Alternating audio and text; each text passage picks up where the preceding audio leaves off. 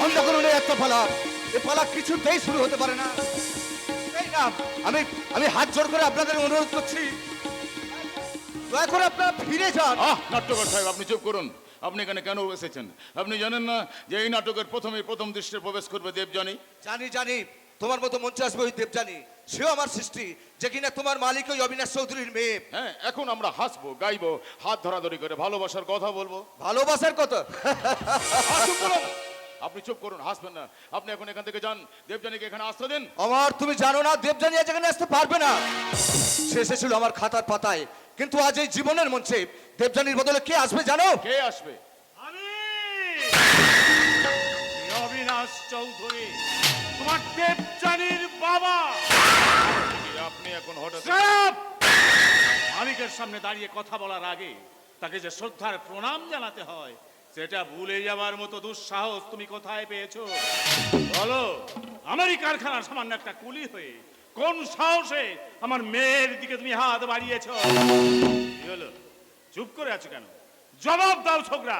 আমার একটা পৃথ্বী দত্ত নাম আছে, আশা করছি সেই নামে ডেকে আপনি আপনার শিক্ষা এবং সভ্যতার মর্যাদাটুকু রাখবেন। পৃথ্বী দত্ত নাম, যার বাপ মায়ের কোনো ঠিক ঠিকানা নেই। বাপ মায়ের ঠিকানা না থাকলে কোনো মানুষই কিন্তু পৃথিবীতে আসতে পারে না। তাই নাকি? তাহলে নিজের বাবার নামটা বলো তো শুনি, বলো। তুমি কার ছেলে? বিদ্যাসাগর কিংবা রবীন্দ্রনাথ ঠাকুরের ছেলের নামটা কি আপনি বলতে পারবেন? না, পারবেন না। কারণ কোনো মানুষই তার বাবা মায়ের পরিচয় বড় কিংবা ছোট হয় না, সেটা হয় তার শিক্ষা এবং মনুষ্যত্বের মাপে। তোমার মাপটা আমার ভালোভাবেই জানা আছে। সামান্য একটা কারখানার কুলি, যার থেকে আমার বাড়ির বিদেশি কুকুরটা অনেক বেশি দামি। বলছেন স্যার, খাঁটি সোনা কিন্তু স্যাঁকড়াটাও চিনতে পারে না, সেজন্যই কোষ্ঠী পাথরের দরকার হয়। আর সেটা জানেন না বলেই ওই দেশের ঠাকুরকে বাদ দিয়ে বিদেশের কুকুরটাকে আপনারা বুকে তুলে নেন। জানতে চাই, তুমি দেবযানীর সঙ্গে মেলামেশা বন্ধ করবে কিনা? একমাত্র দেবযানীর কথাতেই আমি সেটা বন্ধ করতে পারি। তোমার মতো বদমাইশি ক্ষমতা দেবযানীর নেই। তাই মিথ্যে ভালোবাসার মোহে তুমি তার মন ভোলাতে পেরেছো। দেবযানী নয়, তোমার আসল লক্ষ্য হলো আমার টাকার সম্পত্তি। আপনার সম্পত্তির আমার কোনো লোভ আমার নেই। আমি দেবযানীকে সত্যি সত্যি ভালোবাসি। ভালোবাসা, ভালোবাসা কাকে বলে তা তুমি জানো? ভালোবাসা মনের কবিতা, ভালোবাসা হয় স্বর্গ।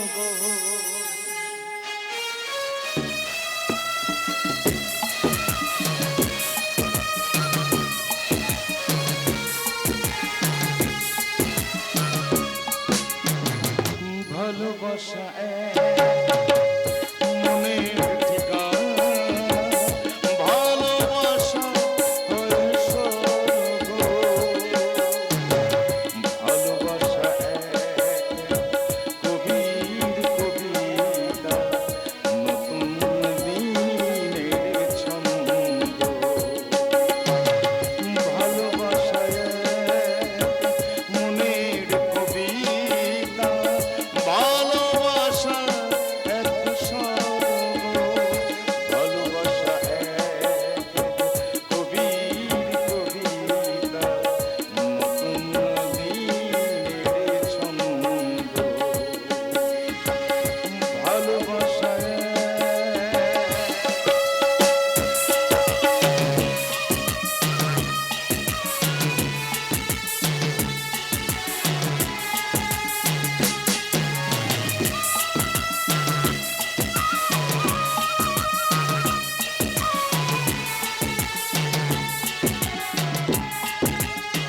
ভালোবাসা এক সুখের স্বর্গ। ভালোবাসা হয় অন্ধ, হৃদয় দুয়ারে দেয় খুলে দেয়, রাখে না কখনো বন্ধ। ভালোবাসা এক সুখের স্বর্গ, ভালোবাসা হয় অন্ধ, হৃদয় দুয়ারে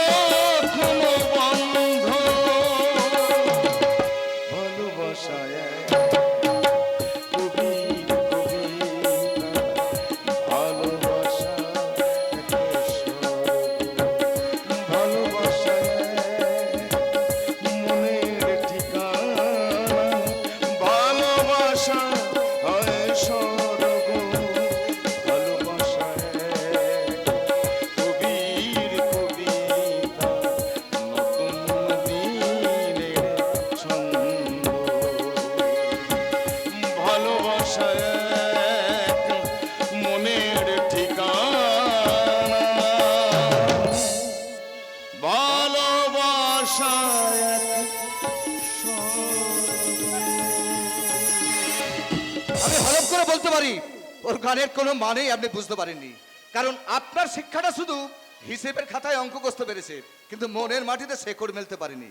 তাই আপনার শিক্ষাটা হলো হাতির দাঁতের মতন, শুধু দেখবার জিনিস, চিবোবার জন্য নয়। তবুও তোমাদের ষড়যন্ত্রটাকে আমি ঠিক ধরতে পেরেছি। বলো, কত টাকা চাই? কত টাকা পেলে তুমি দেবচাঁদ জীবন থেকে সরে যাবে? কোটি টাকা দিলেও আপনি আমার ভালোবাসাকে কিনতে পারবেন না। আমার এই গায়ে হাত দেওয়ার চেষ্টা করবেন না। দেখি, রফিক, তুই এখানে কেন এসেছিস? বন্ধুর বিপদে বন্ধুকেই তো এগিয়ে আসতে হয়েছে। বন্ধু? মুসলমানের ছেলে হয়ে তুই হিন্দুর ছেলেকে বন্ধু বলছিস? ওই পুরোনো তাসটার খেলবার চেষ্টা করবেন না। অমরের ভালোবাসা কোনো ভাঙা মসজিদ রয়েছে, রাম মন্দিরের প্রাচীর তুলে আমাদের দুই বন্ধুকে আলাদা করে দিতে পারবে। রফিক! আগে হ্যাঁ স্যার, আমাদের ধর্মটা আলাদা হলেও আমাদের দুজনের যাত্রা কিন্তু একই। জাত? হ্যাঁ, খেটে খাওয়া মেহনতি মানুষের জাত। তাহলে তুমিও জেনে রেখো, আমার জামাই হওয়ার স্বপ্নটা ত্যাগ করতে না পারলে ওকে আমি সারা জীবন জেলখানায় বন্ধ করে রাখবো, অথবা ওর লাশটাকে পাঠিয়ে দেব কোন অন্ধকার ঠিকানায়। অবিনাশ বাবু, লাশ ঠিকানা।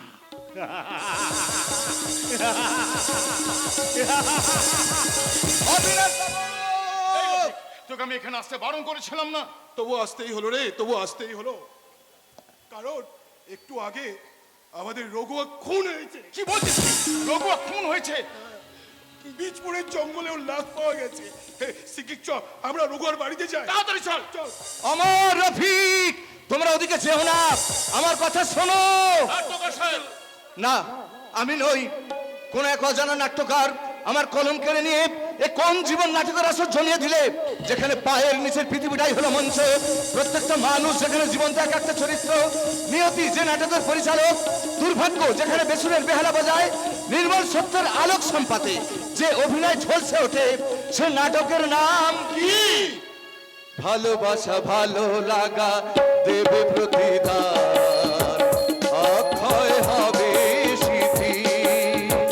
ভালোবাসা ভালো লাগা দেবে প্রতিদান, অক্ষয় হবে স্মৃতি। শাখা পলা সিঁদুরে মধুরূপে আমি অগ্নি সাক্ষী স্ত্রী, অগ্নি সাক্ষী স্ত্রী।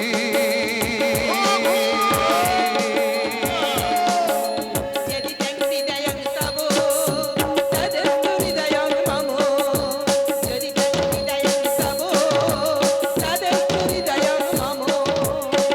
অগ্নি সাক্ষী স্ত্রী।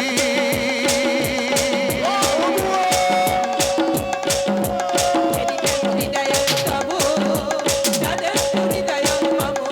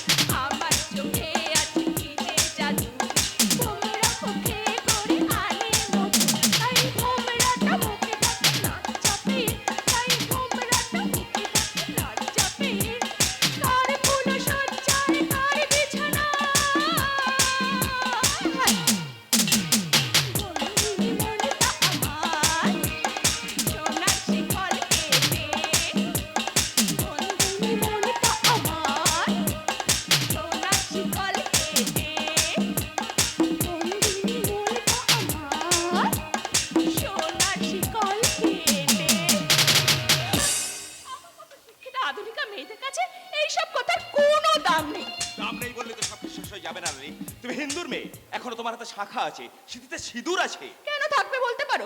বিবাহিত জীবনের বিজ্ঞাপনটা কেন মেয়েদেরই বহন করতে হবে? কেন কেন সিঁথিতে সিঁদুর পরে সবাইকে বুঝিয়ে দিতে হবে যে মেয়েদের কুমারী জীবন শেষ হয়ে গেছে? কই, ছেলেদের শরীরে তো বিয়ের চিহ্ন মতো দেখা যায় না। আমাদের সমাজে চিরকাল পুরুষ শাসন ছিল বলে হয়তো এমন এক পেশি নিয়ম চালু হয়েছিল আলী। কিন্তু আমি তো বিয়ের মন্ত্রের মর্যাদা রক্ষার জন্য বারবার তোমার কাছে ছুটে এসেছি তোমাকে নিতে। তুমি কি আমাকে জোর করে নিয়ে যাবে নাকি? প্রয়োজন হলে তাই করব, আর স্বামী হিসেবে সে অধিকার নিশ্চয়ই আমার আছে। চলে এসো, চলে এসো বলছি। খবরদার নিখিল, আমার বোনের গায়ে হাত দিলে ওই হাতটা খুলে নিয়ে আমি তোমার গলায় ঝুলিয়ে দেবো। মান্টু শোন না, এতদিন এই সহজ কথাটা কেন বুঝতে পারছো না যে আমার বোন কোনোদিনও তোমার এই বুড়ো বাম্মায়ের সঙ্গে সংসার করতে পারবেন না? সে কথা বিয়ের আগে বলেননি কেন? তখন তো ভেবেছিলাম তুমি আমাকে নিয়ে আলাদা করে সংসার পাতবে। তুমি কেন বুঝতে পারছো না লালি? বাবা মা আমাকে এই পৃথিবীর আলো দেখিয়েছেন, খাইয়ে পড়িয়ে বড় করেছেন, মানুষ করেছেন। 6 মাসের সম্পর্কের জন্য আমি সেই 26 বছরের জীবনটাকে অস্বীকার করতে পারি না। তাও যদি না পারো তাহলে যাও বুড়ো খোকায় বাম্মার কোলে উঠে আদর খাও গিয়ে, আমার মেয়ের সঙ্গে সোহাগ করার শখটা ভুলে যাও। বাবা হয়ে আপনি কথা বলছেন কি করে? আর সঞ্জয় যদি বিয়ে করে আপনাকে ছেড়ে চলে যায়? জয় শিবটম্ব! একটা ছেলে 10টা বিয়ে করলো, সঞ্জয় কোনোদিন তার এই বাপকে ছেড়ে যাবে না। কারণ সঞ্জয়কে আমি তেমন শিক্ষা দেই নাই। বাহ, চমৎকার!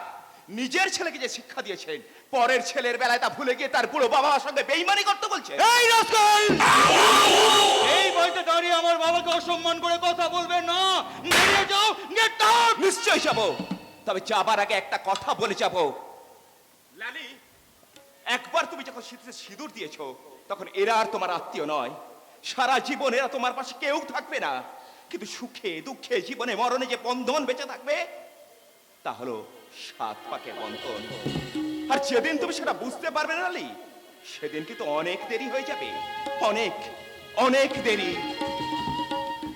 লালি, লালি, আমি কিছুতেই ভাবতে পারছি না তোর মধ্যে একটা শিক্ষিত আধুনিক মেয়ে কেমন করে একটা ফালতু ছেলেকে ভালোবেসেছিল। তখন তো বুঝতে পারিনি যে ওর মনটা সেই সত্য যুগেই পড়ে থাকবে। এইটাই এইটাই তোর সব থেকে বড় দোষ।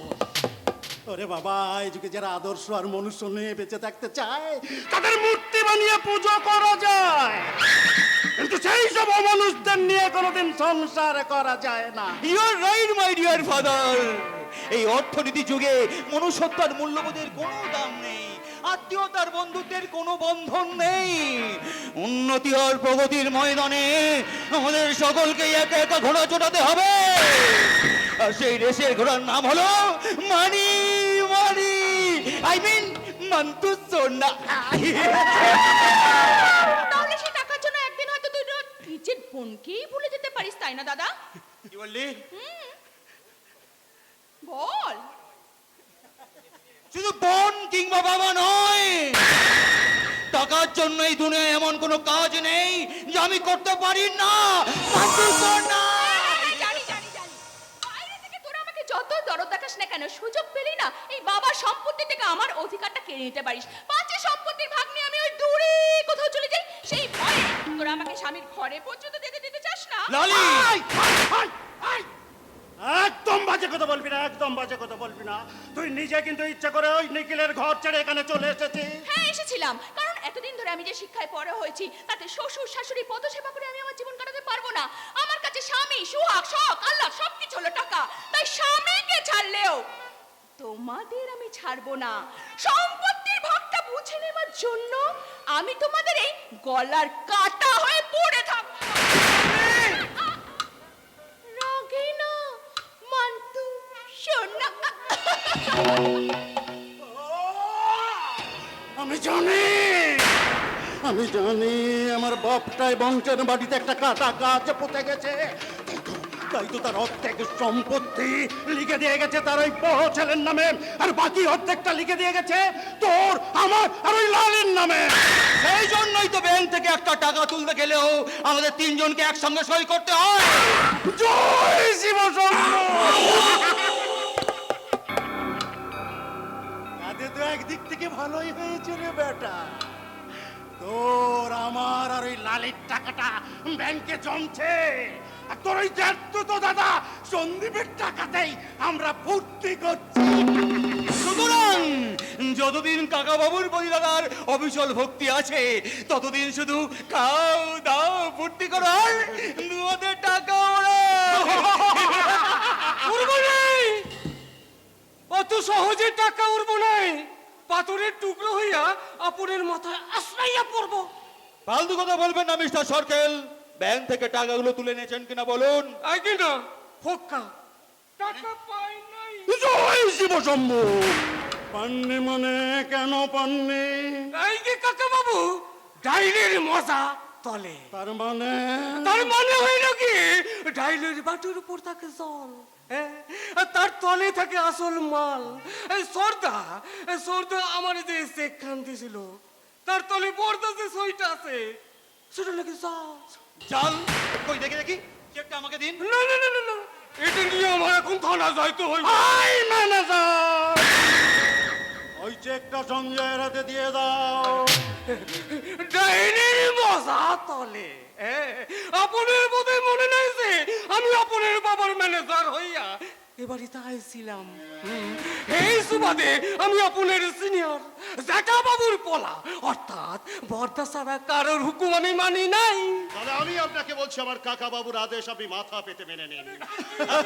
কিন্তু নয়, বাবা মারা যাবার সময় আমার হাত ধরে বলেছিলেন, সন্দীপ এ বাড়িতে তোর কাকা বাবুর যেন কোনো অসম্মান না হয়, তোর ভাই বোনেরা যেন কোনোদিন বুঝতে না পারে তুই তাদের জাততো দাদা।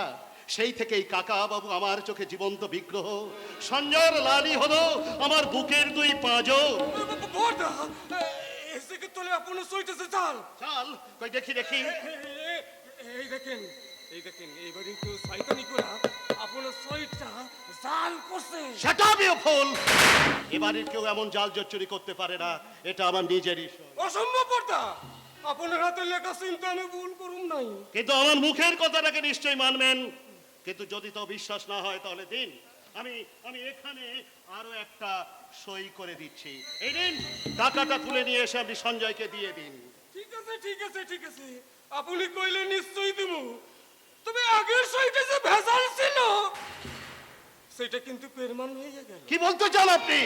ভেজাল ছিল কইলে নিজের হাতে সই কইরাই এক জালিয়াত্রী বাঁচাইয়া দিলেন, কিন্তু ভালো মানুষের মর্যাদা কোনোদিন পাইবেন নাই। একদিন বুঝবেন যে এই আত্মীয়তা ডাইলের উপরে শুধুই জল, তার তলে কোনো মজা নাই, শুধু পাক না তোমার পোশাক পাক। শুনলি দাদা, একটা সামান্য ম্যানেজারের হাসপাতালের কথা শুনলি? চাই না রয়, ওটাই আমি শুনতে চাই না। তোর যখনই টাকার দরকার হবে তুই আমার কাছে চলে আসবি, আমি চোখ বুজে চেকে সই করে দেব, কিন্তু এমন কিছু করবি না যাতে আমাদের দুজনার সম্পর্কের মাঝখানে পুলিশকে এসে দাঁড়াতে হয়। বাবা সন্দীপ, সঞ্জয় একটা ভুল করে ফেলেছে, বড় ভাই হিসাবে তুই ওকে এবারের মতো ক্ষমা করে দে। আই এম সরি দাদা, আর কোনোদিন এমন কাজ করব না। না না না না না, কথা দিস না ভাই, কথা দিস না। ওরে আধুনিক যুগে শিক্ষিত বড় মানুষের মনটা হলো ভাগারে পড়ে থাকা মৃতদেহের মতো। লোভ, লালসা, স্বার্থ আর হিংসার শকুনগুলো বিদ্যাদ ওই মোড়াটাকে ঠুকরে ঠুকরে খেতে চাইছে। সংযম, শিক্ষা আর আত্মমর্যাদার লাঠিটা হাতে না থাকলে কেউ কোনোদিন ওই শকুনগুলোকে তাড়াতে পারবে না ভাই। সন্দীপ বাবু, সেই জন্য তো ওই শকুনগুলোর হাত থেকে বাঁচার জন্য আমি সব সময় এই সংসার নগর ভাগার থেকে পালিয়ে যাই। গান বাজনার তরল নেশার গঙ্গা জলে আমি মনটাকে ভাসিয়ে রাখি। তোমরা আবার সবকিছু নিয়ে যাও কাকা, কিন্তু আমার বিশ্বাস আর ভালোবাসার ভান্ডারটাকে দেউলিয়া করে দিও না। সন্দীপ কাকা বাবু, বাবার শূন্য সিংহাসনে তোমাকে বসিয়ে আমি যেন বলতে পারি, পিতা স্বর্গ পিতা ধর্ম পিতা পিতরি প্রতিভা ব্রহ্মে প্রিয়ন্তে সর্বদেবতা, পিতা স্বর্গ পিতা ধর্ম পিতা পরমং তপ, পিতরি প্রতিভা ব্রহ্মে প্রিয়ন্তে সর্বদেবতা, পিতা স্বর্গ পিতা ধর্ম পিতা পরমং তপ, পিতরি প্রতিভা ব্রহ্মে প্রিয়ন্তে সর্বদেবতা।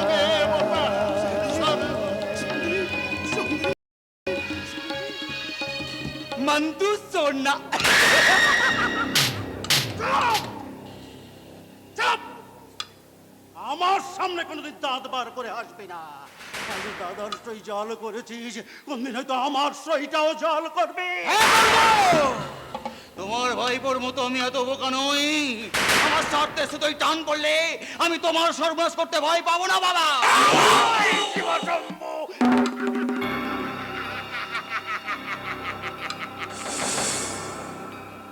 তাহলে তোর বাপকে চিনতে একটু ভুল হচ্ছে রে সঞ্জয়। আদর দিয়ে তোকে যেমন বাদর তৈরি করতে পারি, তেমনি তেমনি তোর বীজের দাঁতটাও আমি ভেঙে দিতে পারি। তার আগেই আমি যদি তোমার বুকে দাঁত বসাই, না না না না না না না, কষ্ট তো সহজ হবে না। Sanjay! Yes yes my dear father. সন্দীপের মতো আমি কোনোদিনও তোমাকে পিতা তারকা পিতা ধর্ম বলে প্রণাম করতে পারবো না, কারণ আমার কাছে একমাত্র স্বর্গ আর ধর্ম হলো টাকা, মানি মানি। তাই তুমি যাকে বাদর ভাবছো সে অনেক আগে থেকেই বাঘ হয়ে উঠেছে। মনের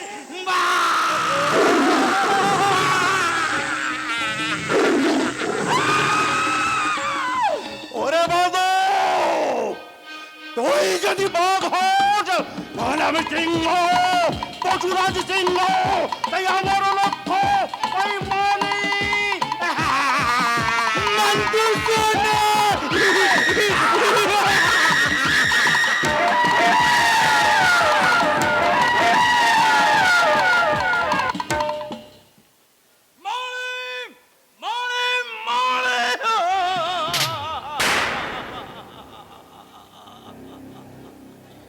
এই দুনিয়াটা হচ্ছে টাকার গোলাম।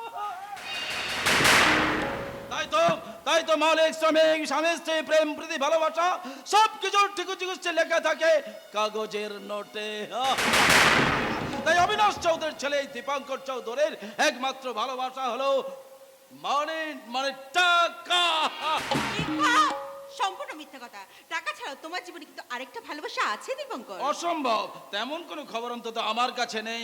দেখো না, আমার চিন্তা ভাবনা everything is money money and money. বুঝেছি বুঝেছি মশাই, বুঝেছি। সেই জন্যই বুঝি গত 3 দিন যাবত আমাদের বাড়ি যাওয়ার কথা তোমার মনে পড়েনি। না গো না, গত কয়েকদিন ধরে না আমরা ভীষণ ব্যস্ত আছি। মানে দেবযানীর বিষয়টা নিয়ে বাবা একটা হেস্তনেস্ত করে ফেলতে চায়। আমিও তো অবাক হয়ে যাচ্ছি দীপঙ্কর। আমি তো ভাবতেই পারছি না তোমাদের বাড়ির মেয়ে হয়ে দেবযানী কি করে একটা রাস্তার ছেলের সাথে প্রেম করলো। ওই যে মেয়েদের বেশি লেখাপড়া শিখালে যেটা হয়, গরিবদের জন্য একবার প্রাণটা উতলে ওঠে। মোটেই না, আমিও তো বিয়ে পাশ করেছি, কিন্তু ভালোবাসার ব্যাপারে কিন্তু আমি কোনো ভুল করিনি। তোমার মতো একজন রাজকুমারকেই পছন্দ করেছি। তাই নাকি? মশাই, কারণ ভালোবাসার অঙ্কটা মেয়েরা বেশ ভালো বোঝে। তাই যার সঙ্গে সারাটা জীবন গাঁটছাড়া বেঁধে তাকে কাটাতে হবে, তার ওজনটা না বুঝে তারা কিন্তু প্রেম করে না। কিন্তু আমার বাবা ব্যবসার হিসাবটা কিন্তু কম বোঝে না। সেই জন্য তানার হাতে 2 লক্ষ টাকা না পড়লে তার এই রাজকুমারকে কিছুতেই বিয়েতে বসতে দেবে না। হে, তুমি কি বলছো দীপঙ্কর? তাহলে কি এতদিন আমি ভুলকে ভালোবেসেছিলাম? মিথ্যের বালুচরে আমি আমার বিশ্বাসের প্রশংসা তৈরি করেছিলাম। না গো না, আমি সত্যি তোমাকে ভালোবাসি। আমিও যে তোমাকে ভালোবাসি দীপঙ্কর, তোমাকে ছাড়া যে আমি বাঁচতে পারবো না। তাহলে তোমার দাদাকে একটু বুঝিয়ে বলো না।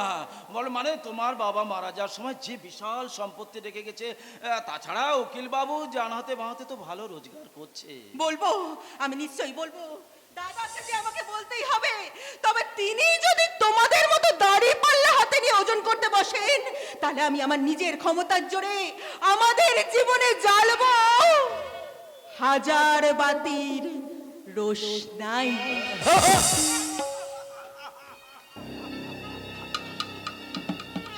পাপিয়া,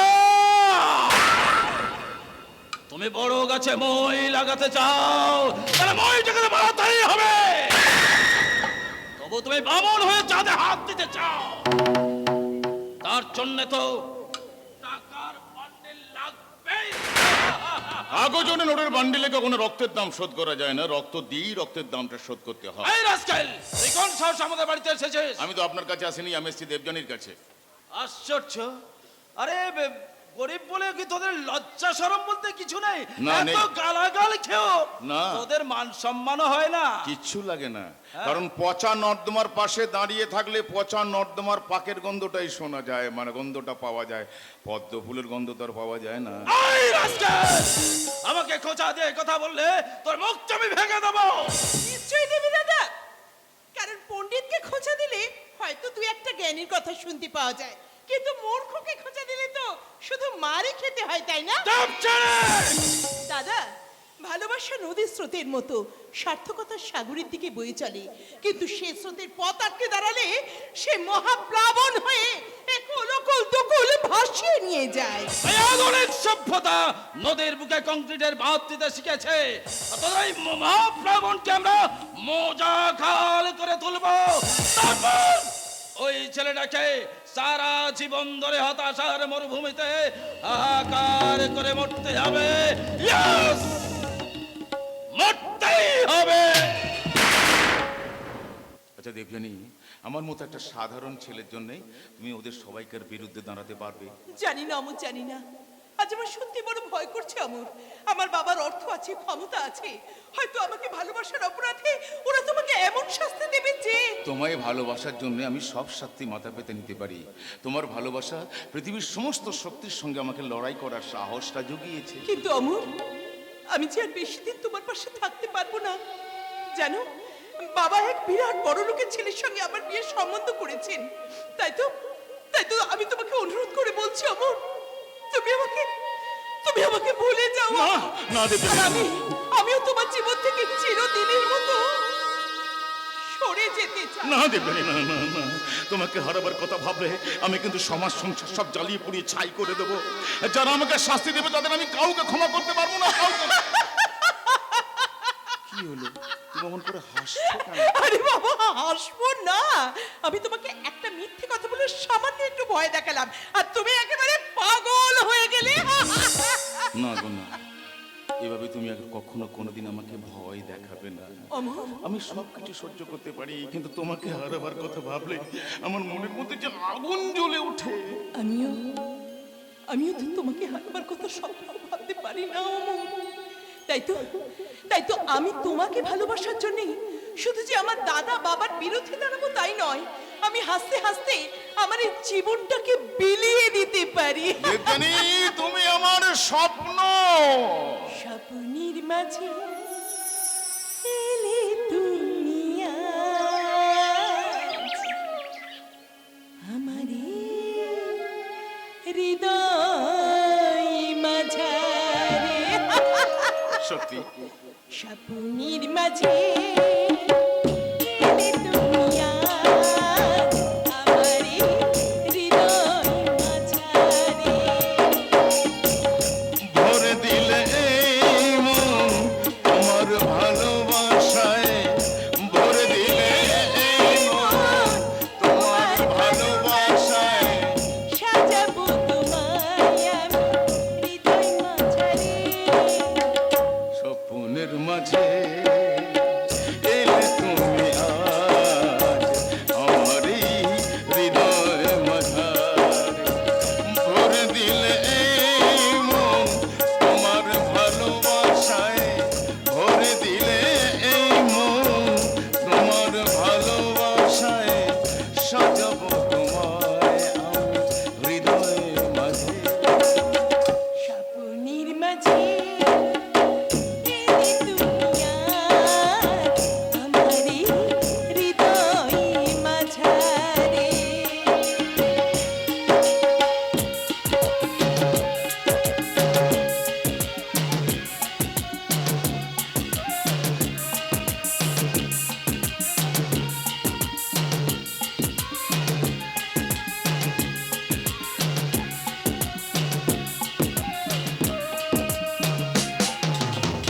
কাছে কাছে থেকো তুমি, এই হাতে হাত রেখে জীবনটা ভরিয়ে নেব চাঁদের যোজনা মেঘে।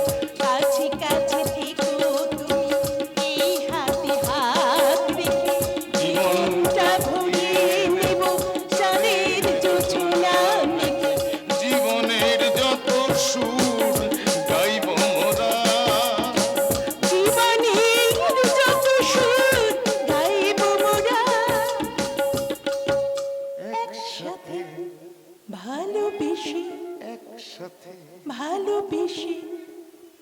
স্বপ্নের গভীরে স্বপ্নের মাঝে এলে তুমি আজ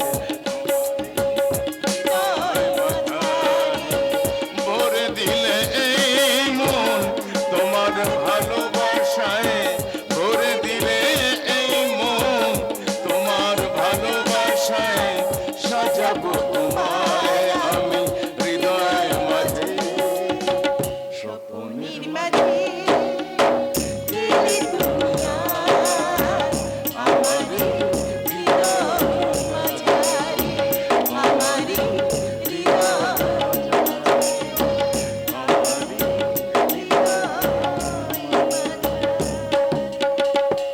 আমার বাবা চমৎকার! আমার বাড়ির মার্বেল পাথরের মেঝেতে তাহলে এবার ওই রাস্তার ছেলেটার কাদা মাখা পায়ের ছাপ পড়লো। আরে ছোকরা, তুমি আমার মেয়েকে বিয়ে করার স্বপ্ন দেখছো, বলি ওকে সুখী করতে পারবে তো? বাবা, সুখটা কিন্তু কোনো মানুষ কাউকে করতে পারে না, সুখটা থাকে মানুষের মনে। তাই তো সোনার পালঙ্ক সেও কেউ সুখী হতে পারে না, আবার কেউ পরম সুখী ছেঁড়া কাঁথায় শুয়ে ভালোবাসার স্বপ্ন দেখে। তুমি এই বাড়ি থেকে বেরিয়ে গিয়ে ওর ভাঙা বাড়িতে থাকতে পারবে? দেবতার মূর্তি গাছতলায় থাকলেও সেটাই তো মন্দির হয়ে ওঠে বাবা।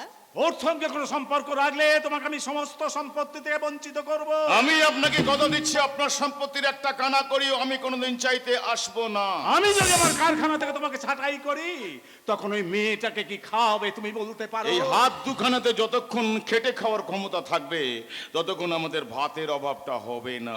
তাহলে এই মুহূর্তে তোমাকে আমার কারখানা থেকে আমি বরখাস্ত করলাম।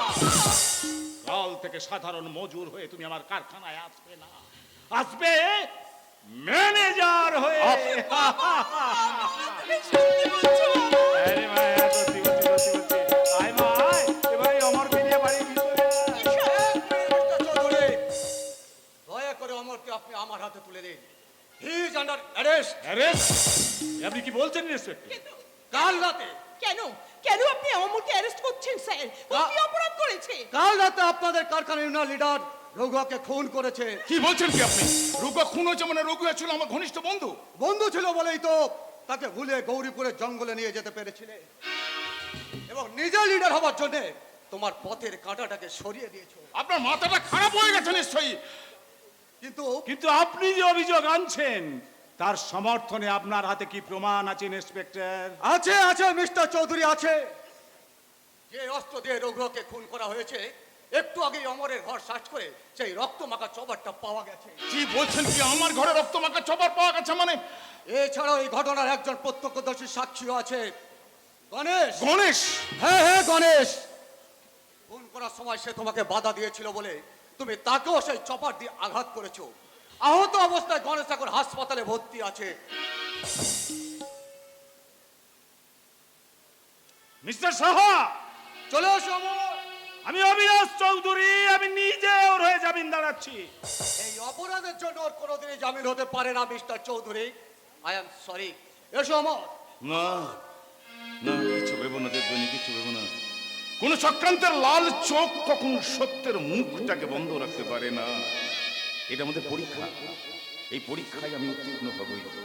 মিথ্যার কুয়াশাকে ছিন্ন করে আমি সত্যের সূর্যকে একদিন ছিনিয়ে নিয়ে আসবই। ছিনিয়ে নিয়ে আমি আসবো।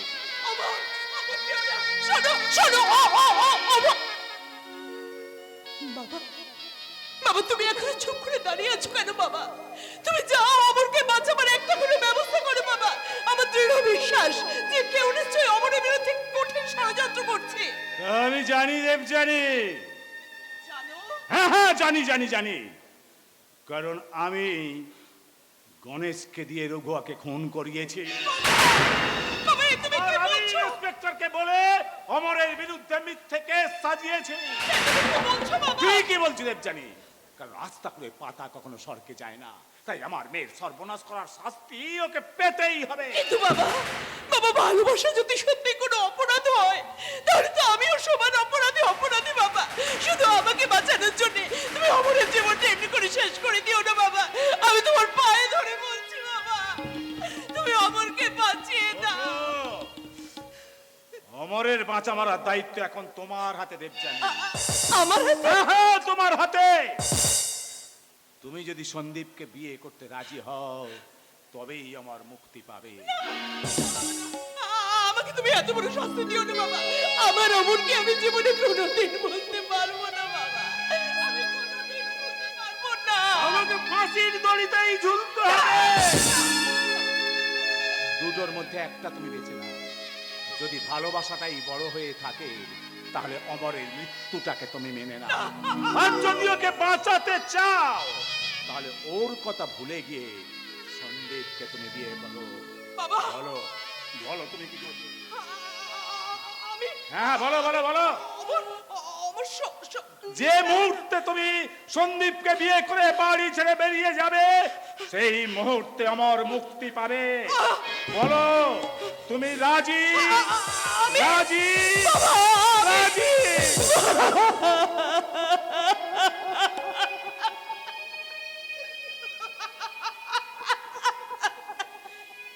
চমৎকার চমৎকার বাবা, চমৎকার। নিজের অর্থ আর দাম্ভিকতাকে বজায় রাখতে তুমি নিজের মেয়েকে বলি হতে বলছো বাবা। বাবা, তোমাদের এই ধনতান্ত্রিক সমাজ চিরকাল কাগজের নোট দিয়ে ভালোবাসার চিন্তা সাজিয়েছে, তাই তো আমি সেই চিন্তার ছাইকে আমার সাথে সিঁদুর করে আমার অমরের ভালোবাসাকে বাঁচিয়ে রাখবো বাবা। অমরের মুক্তির জন্য আমি আমার মৃত্যুটাকে মেনে নিলাম। আমি রাজি। আমি রাজি। আমি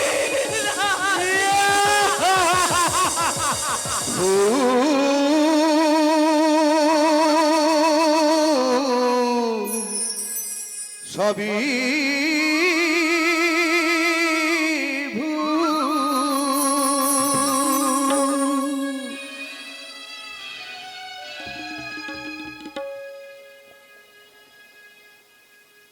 জীবন খাতা প্রতি পাতায় সব হিসেবে জীবন খাতা প্রতি পাতায় সব হিসেবে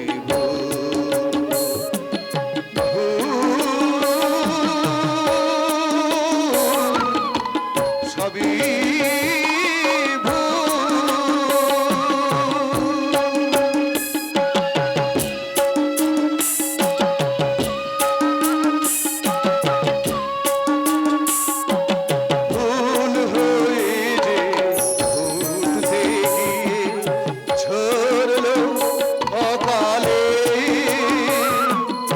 সুখের ঘর পাতে গিয়ে ভাসিল নয়ন জলে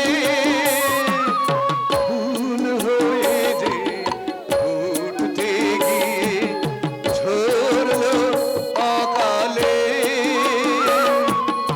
সুখের ঘর পাতে গিয়ে ভাসিল নয়ন জলে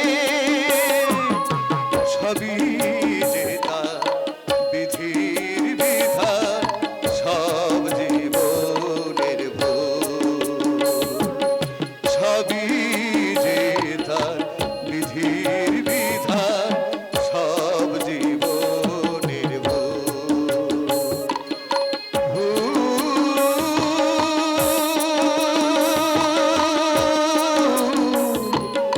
সবই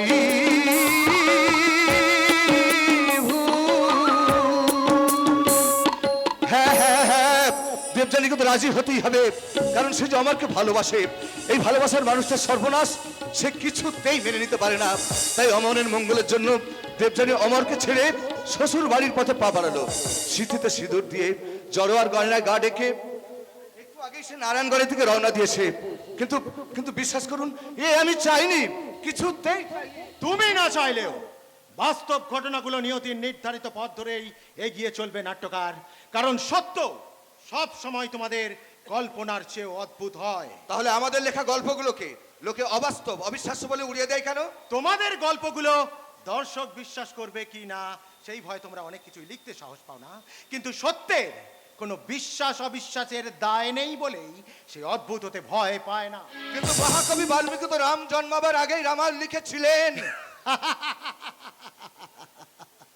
নাট্যকার, ওই 2 টাকার কলম হাতে নিয়ে তুমি বাল্মীকির উদাহরণ টেনে এনো না।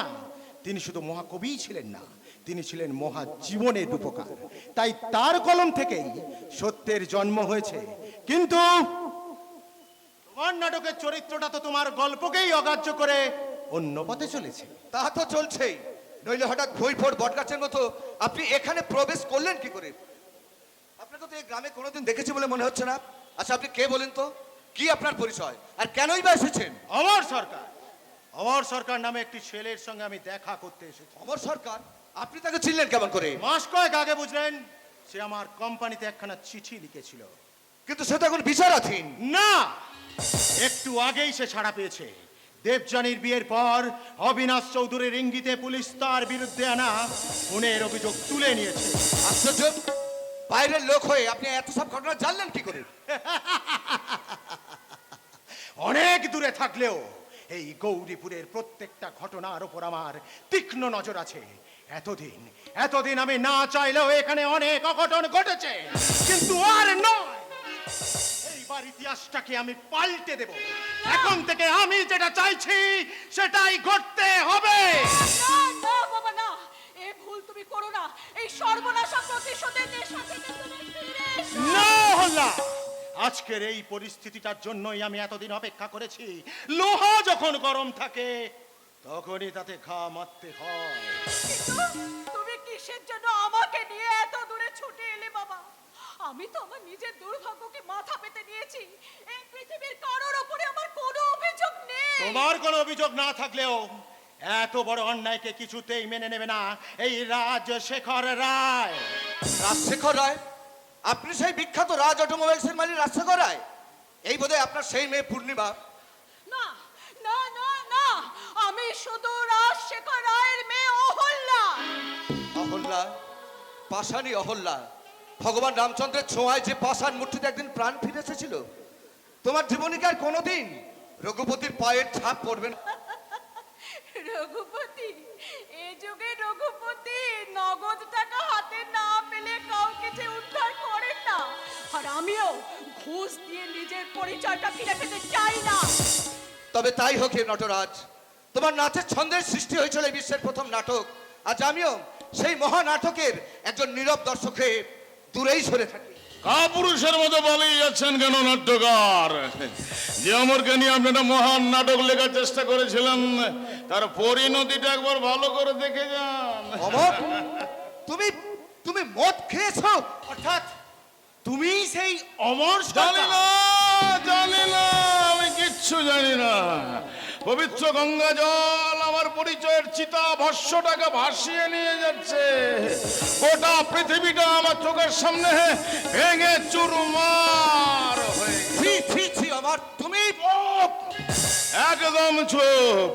মহাপ্রলয়ের মাদল বাজছে, বিশ্বাস আর ভালোবাসার শব্দ চলেছে শ্মশানের দিকে। মহাকালের শব্দকে ছাপিয়ে শোনা যাচ্ছে প্রাচীন পৃথিবীর পতনের শব্দ। এখানে কেউ কোনো শব্দ শুনতে পাবে না অমর, কারণ অধঃপতনের কোনো শব্দ শোনা যায় না। অধঃপতন? তুইও আজ ওই মদের বোতল হাতে তুলে নিয়ে নিজেকে চরিত্রতার ভগ্ন স্তূপ করে তুলেছিস। ও, চরিত্রটাকে বাঁচিয়ে রাখার দায় শুধু আমার একার, তাই না?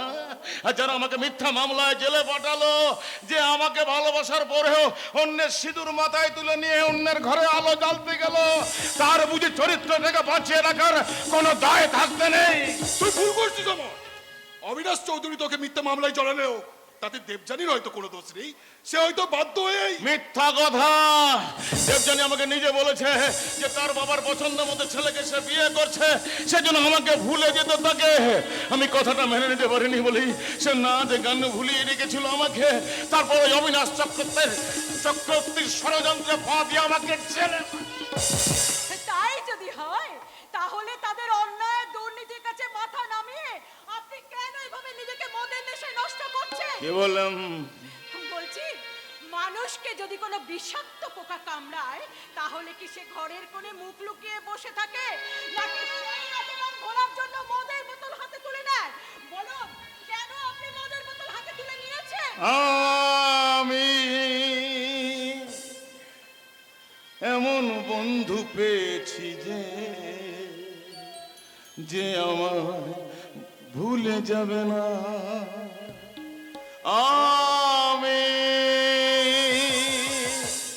এমন বন্ধু পেয়েছি যে আমায় ভুলে যাবে না। জীবন মরুতে হারিয়ে যাব, কেউ খুঁজে পাবে না,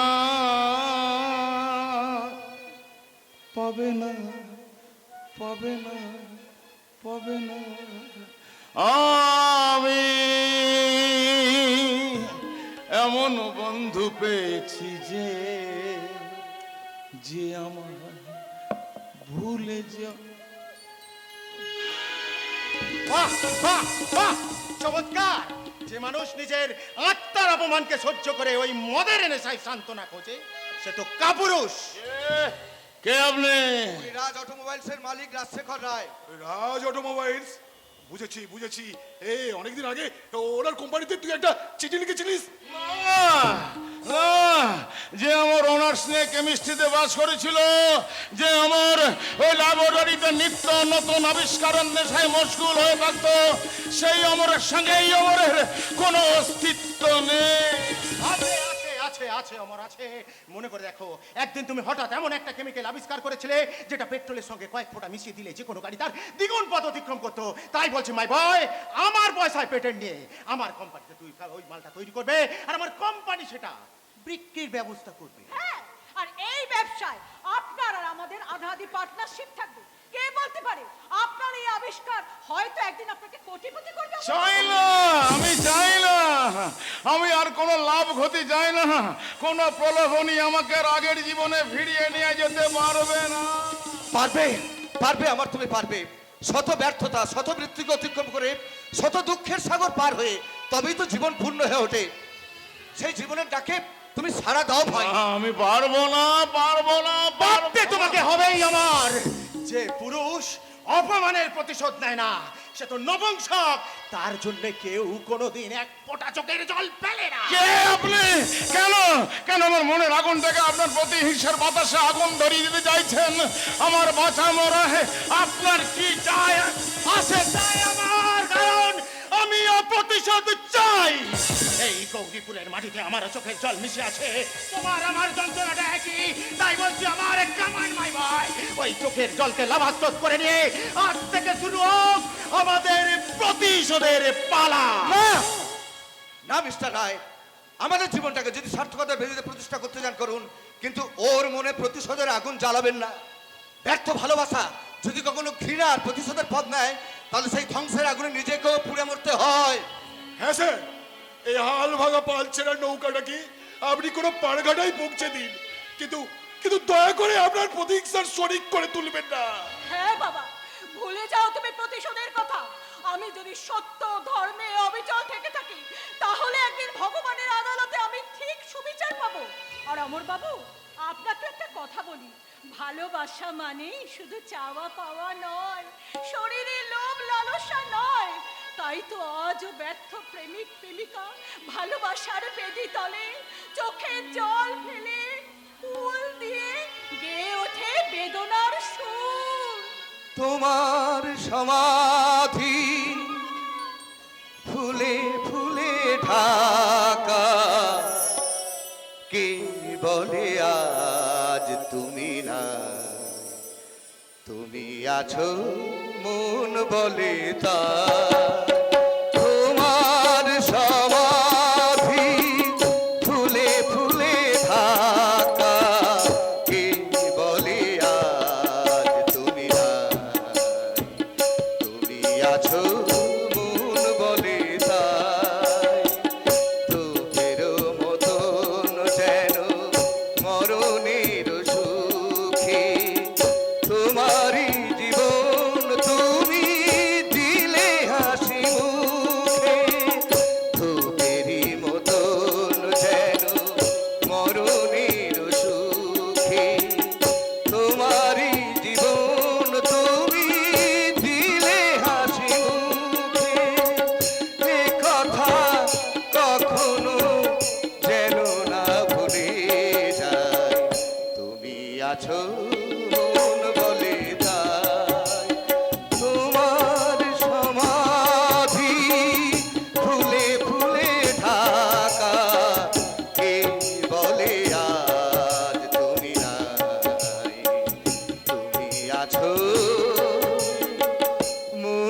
ললিতা। আমি বলছি আমার ন্যায় ধর্ম প্রেম ভালোবাসা সমাধি সব মিথ্যে মিথ্যে মিথ্যে। সত্য শুধু একটাই, মানি মানি মানি। তাই চাই প্রতিশোধ। প্রতিশোধ। যে সক্রান্তের লাল চোখ আমার কাছ থেকে আমার দেবযানীকে কেড়ে নিয়েছে, আমি তাদের কাউকে ক্ষমা করব না, কাউকে না। আমার চোখের জলের প্রত্যেকটা বিন্দুকে আমি তৈরি করবো শক্তিশালী বুলে। তারপর বিত্তমানের পায়ের নিচে পিষে যাওয়া সেই ভালোবাসার অস্তিত্বটাই হবে আমার শক্তিশালী বন্ধু। না না, আমি শেষ করে দেবো প্রেমের পূজা।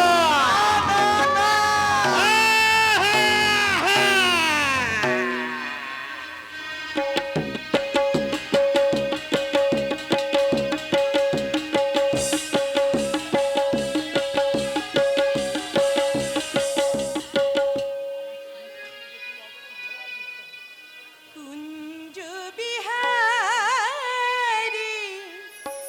হে গিরিধারী,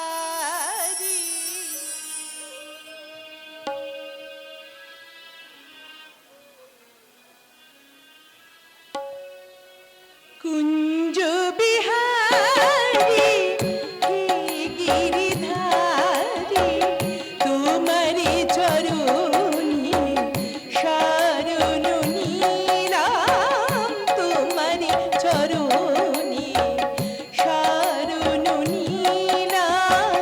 যা ছিল আমার সবই তোমায় দিলাম, যা ছিল আমার সবই তোমায় দিলাম। কুঞ্জ বিহারী হে গিরিধারী।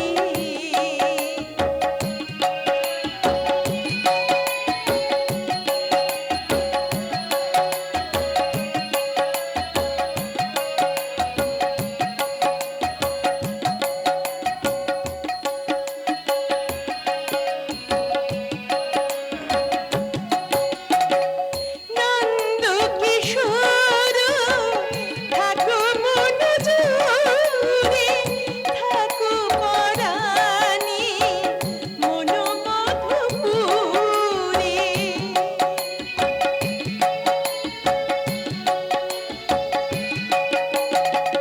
নন্দ কিশোর থাকো মন জুড়ে, থাকো পরাণে মন মধুপুরে।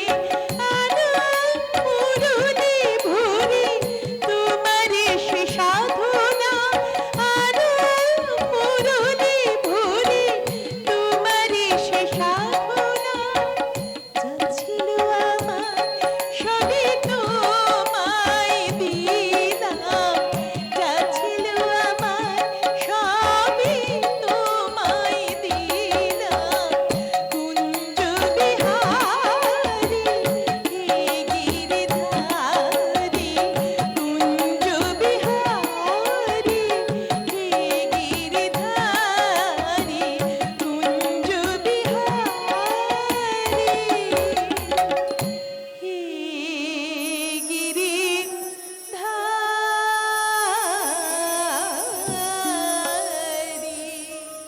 বাহ বাবা, অপূর্ব অপূর্ব। যে বাড়িটা সারা বছর গ্রীষ্মের দারুণ দহনে এমন মরুভূমির মতো জ্বলছে, সেখানে এক পশলা বৃষ্টির মতো এই গানের ঝর্ণাটাকে নামিয়ে আনলো কে? আপনি নিশ্চয় সন্দীপ দার বউ, অর্থাৎ আমার নতুন বৌদি।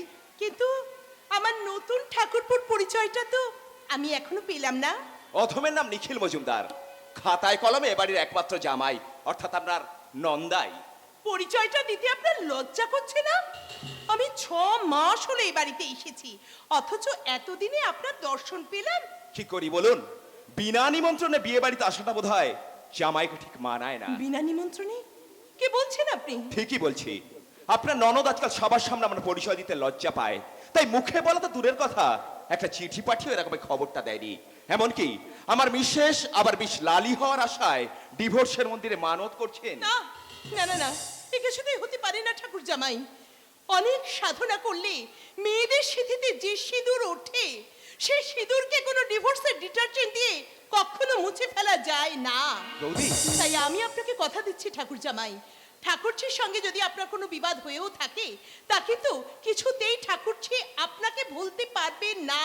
আমি কি পারবো না আর কি পারবো এটা আমার ব্যক্তিগত ব্যাপার, এই ব্যাপারে অন্য কারোর সঙ্গে আলোচনা করার কোনো দরকার নেই। শুধু একটা কথা জেনে রাখো বৌদি, এই বাড়িতে আমরা যা বলবো তাই হবে। বাবা যতদিন বেঁচে আছে তোমার স্বামীও আমাদের স্বাধীনতায় বাধা দিতে পারবে না। তুমি মিছিমিছি রাগ কেন করছো ঠাকুরছি? আমি যেদিন তোমাদের বাড়িতে বউ হয়ে এসেছি সেদিন থেকেই তোমাদের আমি অংশীদার হয়ে গেছি, তাই তো? যদি কোনো কারণে স্বামীর সঙ্গে তোমার কোনো মতবিরোধ হয়েও থাকে, বড় বৌদি হয়ে সেটা মিটিয়ে দেওয়াই তো আমার প্রধান কর্তব্য বলে মনে করি। Oh sure sure, you are correct বৌদি। আজ বুঝতে পারলাম তুমি শুধু সম্পর্কেই বড় নও, দায়িত্ব আর কর্তব্যের বিচারে তুমি অনেক অনেক বড় মাপের মানুষ। ঢং করিস না ছোটদা, এবারে মানুষগুলোর মাপ না আমার খুব ভালো করে জানা হয়ে গেছে। তা যদি থাকে তাহলে নিজের জীবনটাকে এইভাবে নষ্ট করিস না লালি। বৌদির কথা মাথা পেতে মেনে নিয়ে আর এই দেবতার মতো মানুষের হাত ধরে এই বাড়ি থেকে বেরিয়ে যা। আপনার কথাটা শুনে আমার তো হাততালি দেওয়া উচিত ছিল সঞ্জয় দা, কিন্তু ভূতের মুখে রাম নাম শুনলে নাকি ভূতেরাও হাসি চেপে রাখতে পারে না। মান্তু শোনা, তোমরা কেন যে আমাকে এত অবিশ্বাস করো আমি সেটাই বুঝতে পারি না। বিড়াল যদি কখনো বলে মাছ খাবো না, আঁশ খাবো না, কাশি যাবো, তবু সেই মাছের দল বাঘের মাসির কথায় কখনো বিশ্বাস করতে পারে না। প্রসাদ খেয়ে গেলি না ভাই? না বৌদি, প্রতিজ্ঞা করেছিলাম এ বাড়িতে আমি জলগ্রহণ করব না, তাই দূর থেকে তোমার দেবতার প্রসাদকে প্রণাম করে যাচ্ছি। তবে হ্যাঁ, যদি কোনোদিন এদের আত্মীয়তার অধিকার ফিরে পাই, সেদিন তোমার পায়ে মাথা ঠেকিয়ে তোমার হাত থেকে প্রসাদ নিয়ে আমি আমার প্রতিজ্ঞা ভঙ্গ করব বৌদি, প্রতিজ্ঞা ভঙ্গ করব। ঠাকুর জামাই, সোনা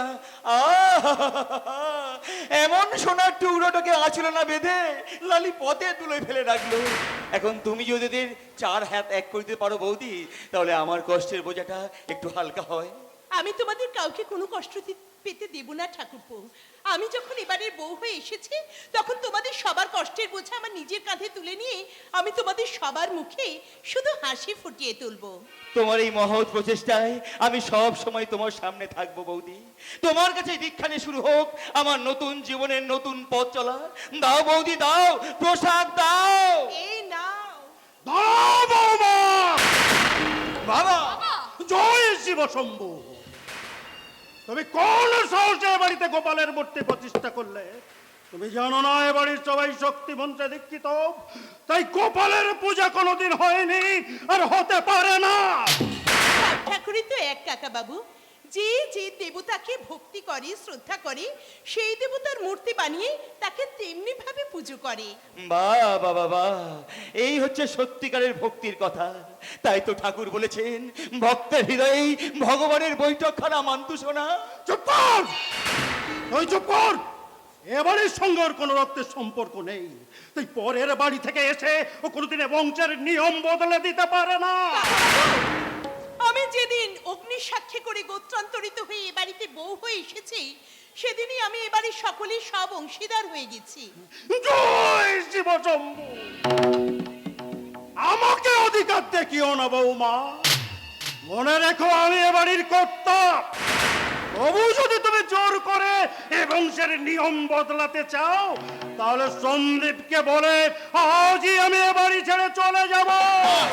না কাকা না, আমাকে ছেড়ে যাওয়ার কথা তুমি উচ্চারণ করবে না কাকা, কারণ এ বাড়িতে তোমার আসন শূন্য হয়ে গেলে তোমার ছেলের জীবনটা যে শূন্য হয়ে যাবে কাকা। তাহলে বল বল, যে বাড়িতে সবাই শক্তি ধর্মে দীক্ষিত সে বাড়িতে গোপাল পূজা হতে পারে কি? ওসব ধর্ম টর্ম আমি বুঝি না কাকা, আমার সব ধর্ম সব শাস্ত্র গীতা ভাগবত হলে তুমি, তাই তোমার যদি আপত্তি থাকে তাহলে এ বাড়িতে আর কোনোদিন গোপাল পুজো হবে না। কিন্তু আমি বলছিলাম কোনো কিন্তু নয়, আজ থেকে তোমাকে ওই ঠাকুর পুজো বন্ধ করতে হবে, এটা আমার আদেশ। স্বামীর আদেশ আমার কাছে দেবতার নির্দেশের চেয়েও অনেক বড়, তাই তুমি যখন বলছো তখন না হয় আমি আজই আমার ঠাকুরকে বিসর্জন দিয়ে আসবো। যতই চেষ্টা করে বৌদি, আমাদের সংসারে না তুমি ভাঙন ধরাতে পারবে না।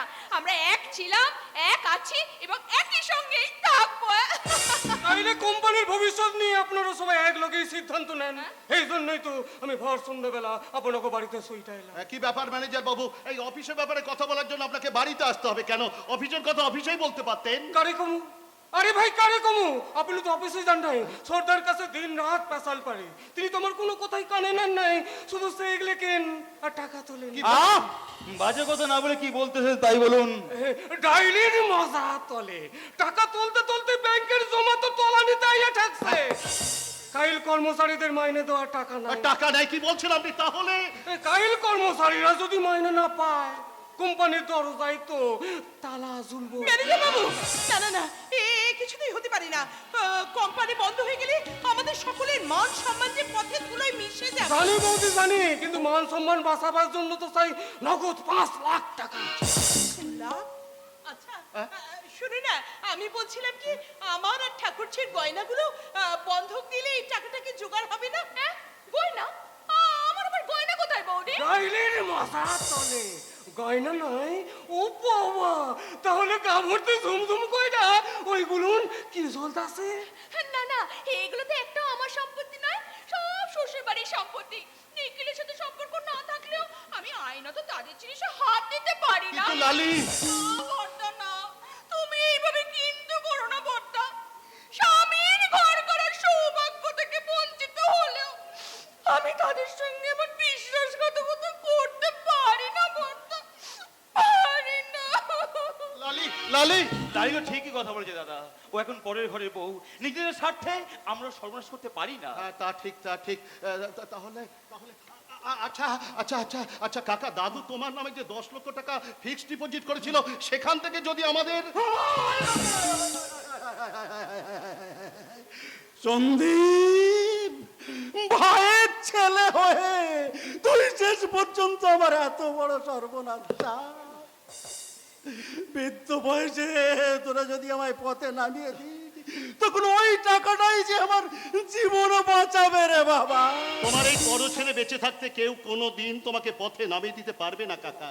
ওরে ওরে বাবা সন্দীপ, বিয়ের পরেই তো সব ছেলেরাই বইয়ের আঁচলের তলায় গিয়ে আশ্রয় নেয়। না না বাবা, না না না, শেষ বয়সে যদি আমায় পথে নামিয়ে দিস, তার থেকে আজই আমি এ বাড়ি ছেড়ে চলে যাব। তবু আমার জীবনের শেষ সম্বল আমি কিছুতেই হাতছাড়া করতে পারবো না। জয় শিব শম্ভু, তুমি ভরসা প্রভু, তুমি ভরসা, তুমি ভরসা। দেখলে দাদা, দেখলে বিপদের সময় পরম আত্মীয় কেমন করে পালিয়ে যায়।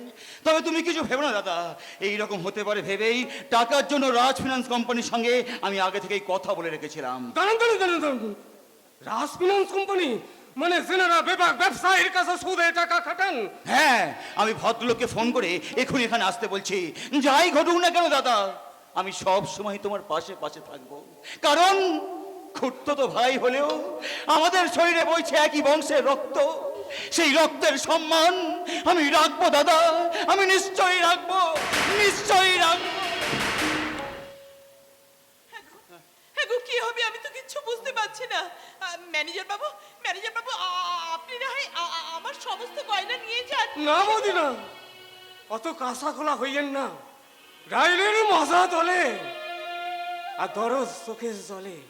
সকলে যেমন টাকার বদলে চোখের জল ফেলে খালাস হয়ে গেল, আপনিও তেমনি করে কোলা সাইরা কান্দেন। ম্যানেজার বাবু, আপনি এ বাড়ির মানুষদের নিয়ে এইভাবে ব্যঙ্গ করে কথা বলবেন না। কারণ আপনাকে জন্মের অনেক আগে আমি এ বাড়িতে আইছি। এরা হাঁ করলে হাওয়া বুঝি, কথায় মোরল চিনি, দাতা চিনি দানে, আর মহা শয়তান চিনতে পারি মধুর বসনে। ম্যানেজার বাবু, ওই যে ডাইলির মজা তলে। আশ্চর্য, একটা বাইরের মানুষ কত সহজেই এদের অভিনয়ের ফকিটাকে ধরতে পারে, অথচ এরাই সেটা বুঝতে পারে না। সেই অভিনয়ের ফাঁকিটা তুমি বুঝতে পারো কি? পারি জানি পারি। আমি তো আর কচি খোকা নই। আমি জানি আমার ভাই বোন কাকা বাবু সবাই এরা আমাকে ঘেন্না করে, মনে মনে সবাই এরা আমার সর্বনাশ চায়। কিন্তু তবু তবু তুমি কি করে এদেরকে এত ভালোবাসতে পারো?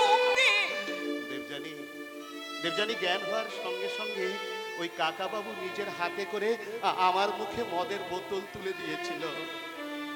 এই ঐশ্বর্য প্রাচুর্য সব থাকতেও একটু ভালোবাসার কাঙাল হয়ে আমি পথে পথে ঘুরে বেরিয়েছি। সেই থেকে বাইজির গান আর মদের নেশায় আমার একমাত্র আশ্রয়। তোমার স্ত্রী হওয়া সত্ত্বেও আমি কেন তোমার সে আশ্রয় হতে পারলাম না? কেন আমি কি গান গাইতে পারি না? অথচ তুমি একটিবারের জন্য কেন আমার সে গান শুনতে চাইলে না? কেন? দেবযানী, তুমি আমার সকল দুঃখে প্রদীপ জেনে দিবস গেলে করব নিবেদন। আমার ব্যথা পূজা হয়নি সমাপন। আমার সব দুঃখে প্রদীপ জেনে দিবস গেলে করব নিবেদন। আমার ব্যথা পূজা হয়নি সমাপন। আমার সব দুঃখে প্রদীপ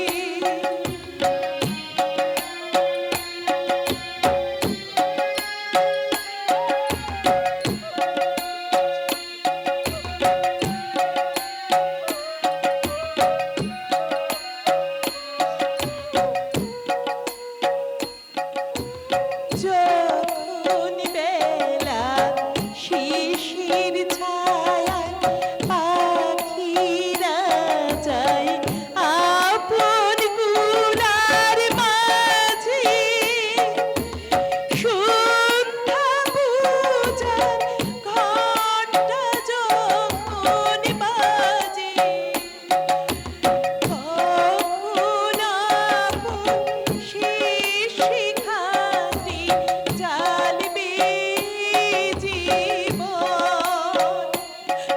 আমার ব্যথা পূজা হবে সমাপন। আমার সকল দুঃখের প্রদীপ জেনে দিবস গেলে করব নিবেদন। আমার ব্যথা পূজা হয়নি।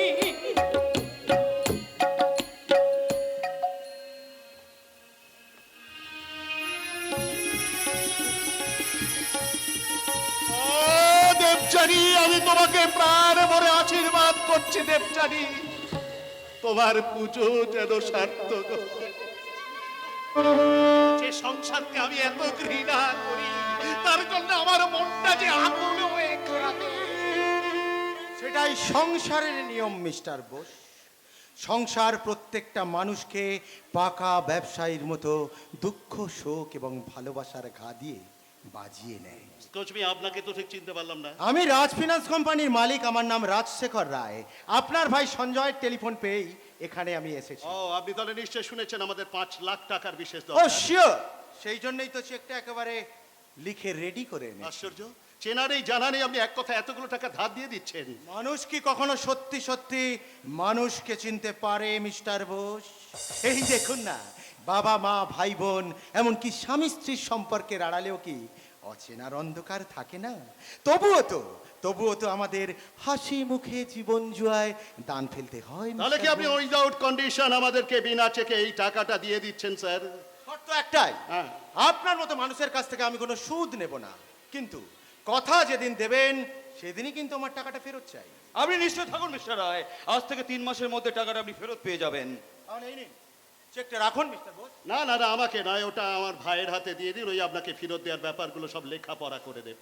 As you wish, Mr. Bose, but remember, টাকাটা কিন্তু আমার সময় মতোই ফেরত চাই, আদারওয়াইজ আপনি আইনের সাহায্যে আমার হাতে হাত করা পড়াবেন। This is my word of honour. আর এই সন্দীপ বোস কখনো কথার খেলাপ করে না। একটা কথা মনে রাখবেন, মরদ কা বাত, হাতি কা দাঁত। Good, very good. এমন যদি মানুষের জন্যই হয়তো কাজটা আমার আরো সহজ হয়ে গেল। আচ্ছা স্যার, শুধু একটা কথা, এই আপনি 6 মাস ধরে যেভাবে আমার পিছনে ঘুরে বেড়াচ্ছেন, তাদের মনে হচ্ছে এই যেচে উপকার করার পিছনে আপনার কোনো উদ্দেশ্য আছে কি? বলে না হয় এই চেকটা আমি ফেরত নিয়ে যাই। ছি ছি ছি ছি ছি ছি ছি, এই মান্তু সোনার উপর হয়তো রাগ করবেন না স্যার। আমি শুধু বলতে চাইছি, এই ভদ্রলোকের মতো চেহারা হলেও আমার মতো খচ্চর মাল আপনি এই ভূভারতে খুঁজে পাবেন না। তাই যদি কোনো সাহায্যের দরকার হয় নিঃসংকোচে বলতে পারেন। সাহায্যের বদলে কি চাও একটু খোলাখুলি বলো। মানে আই মিন মান্তু সোনা। সে যুগের বিভীষণ ঘর্ষণ হয়েছিল ধর্মের জন্য, আর এ যুগের বিভীষণ বেঈমানি করবে টাকার জন্য। তাই আপনি যদি আমার চাটুতো দাদার সর্বনাশ করতে চান। আর সর্বনাশ তা আমি জানি না, তবে ঝড় যখন ওঠে তখন গরিবের কুড়ে ঘরের সাথে সাথে অনেক রাজপ্রাসাদও ভেঙে পড়ে। 6 বছর ধরে আমার মেয়ে যে যন্ত্রণাটা ভোগ করেছে, আর 6 মাস হলো আমি তার ওষুধ খুঁজে পেয়েছি। এইবার পাল্টা আঘাতের পালা, চরম আঘাত। মহল্লার চোখের জল সর্বগ্রাসী বন্যা হয়ে অনেক সংসারকে বসিয়ে নিয়ে যাবে।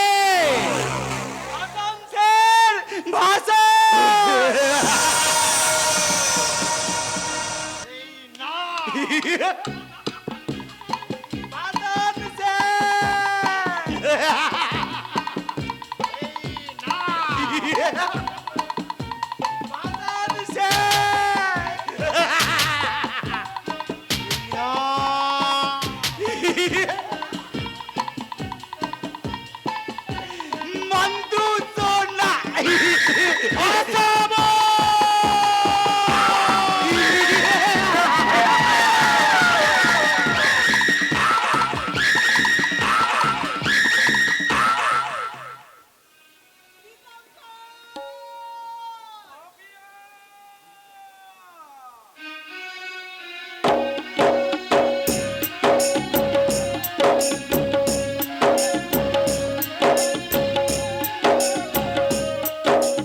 কিছু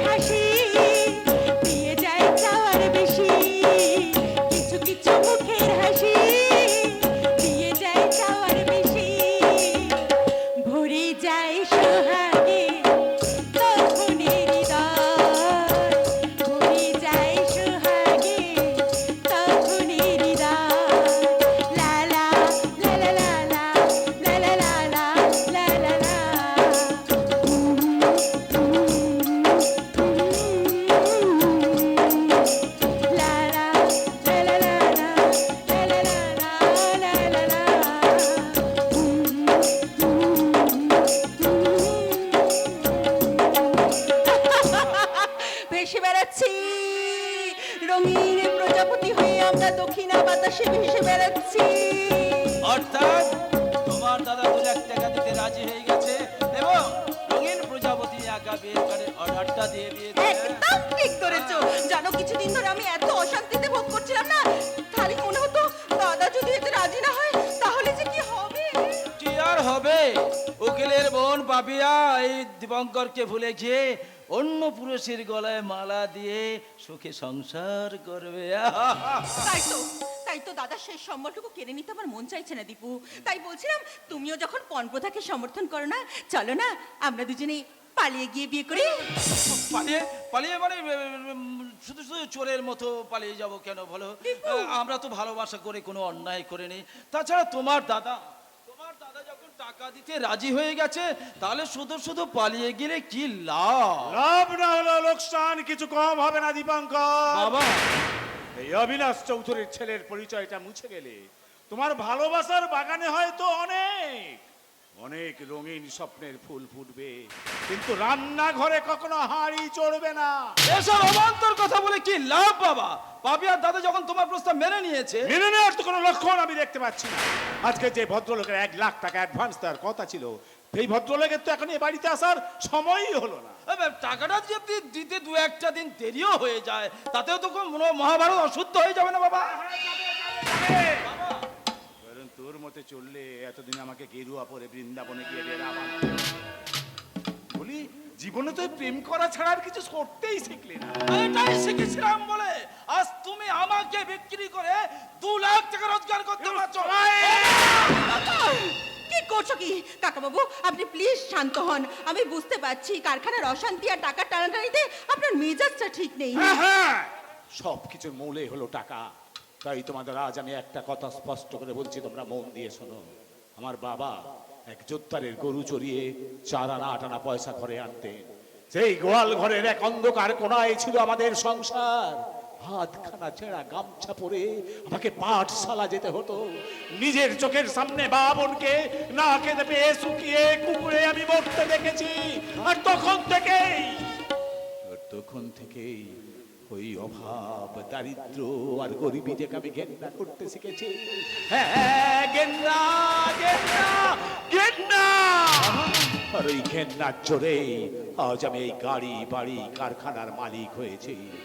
অবশ্য তার জন্য আমাকে অনেক অন্ধকার গলিপথ পার হতে হয়েছে।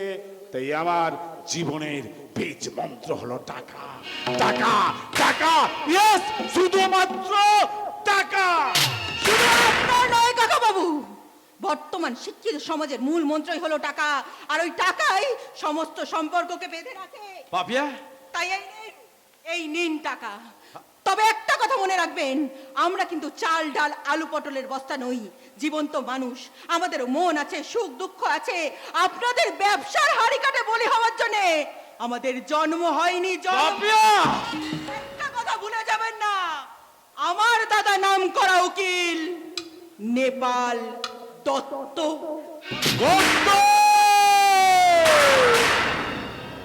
কেউটে কালা অজগর। এবারে খেলাটা একটু কঠিন হয়ে গেল রে দিদি।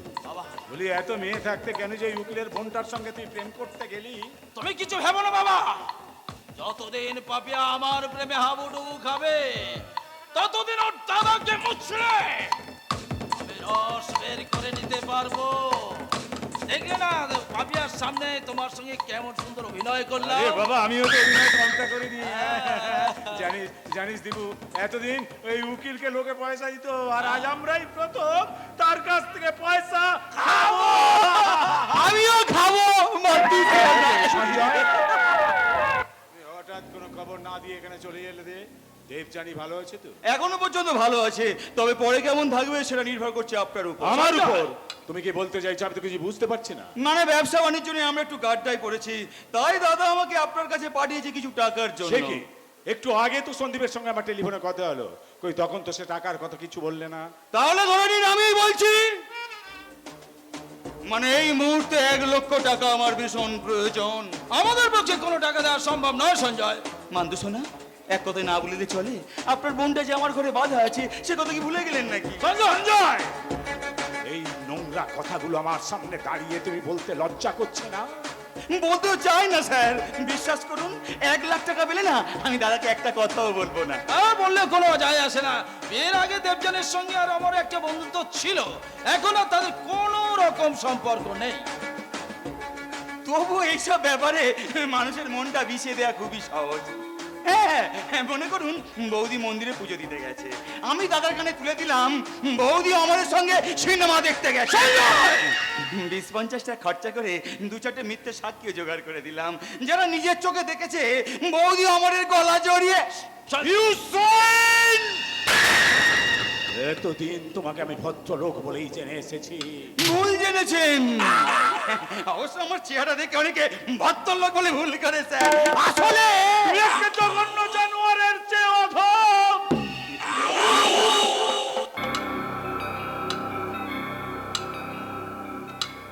এই নাও টাকা, বাট রিমেম্বার, দেবচারীর অতীত জীবনের কথা যেন সন্দীপের কানে না যায়।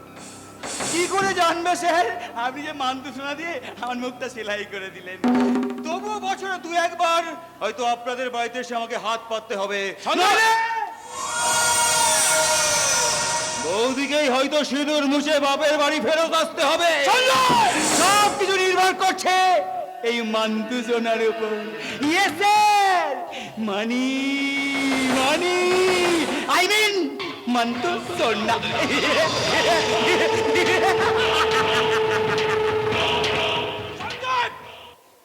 এটা কি হলো বাবা? চোরের ওপর বাটপাড়ি হয়ে গেল রে। তাই যে ভুল আমি করেছি সেই ভুল আমাকেই শুধরাতে হবে। যেমন করেই হোক অমরকে খুঁজে বের করতে হবে, তারপর তার গলায় পা তুলে আমি সব ষড়যন্ত্রের প্রতিশোধ তুলব। আমার দেবযানীর জীবনে যদি কোনো অশান্তি নেমে আসে, তখন ওই অমরের বুকে রক্ত ঢেলে তার প্রায়শ্চিত্ত করতে হবে। অবিনাশ চৌধুরীর প্রতিহিংসার আগুনে পুড়ে ওই আমার সরকার মরবে আগুনে।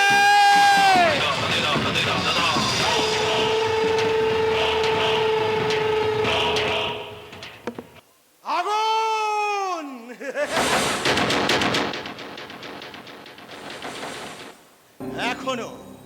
এখনো অমর সরকারের বুকে দিকি দিকি চলছে এক অনির্বাণ অগ্নিশিখা।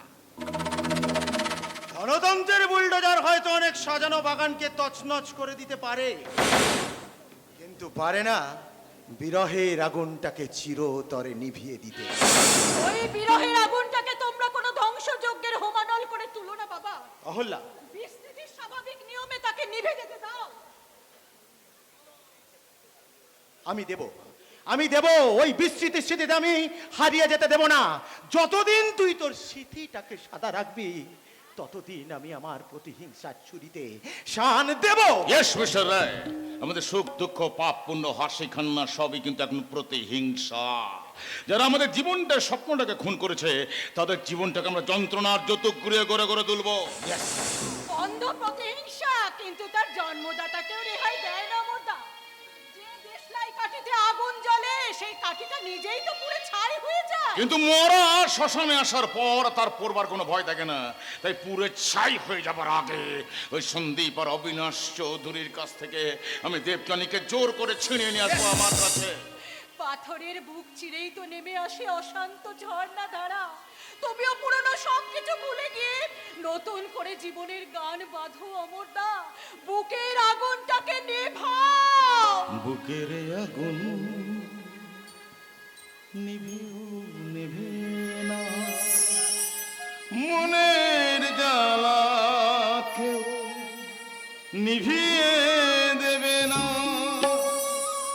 বুকের আগুন নিভিও নিভে না, মনের জ্বালা কেউ নিভিয়ে দেবে না। এত সুখে নেই তো সুখী, এত সুখে নেই তো সুখী, ব্যথা ভরাই প্রাণ শুধু অভিমান, শুধু অভিমান। স্বপ্নের মাঝে এলে তুমি আজ আমারে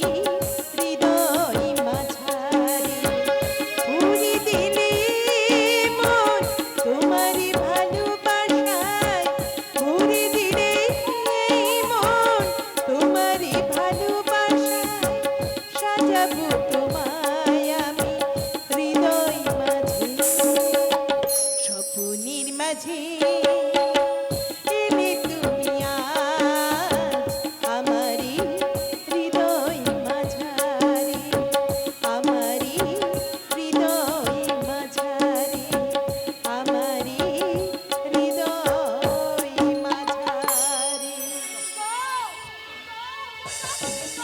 কি করে গাইব আমি গান, কি করে গাইব আমি গান, কি করে গাইব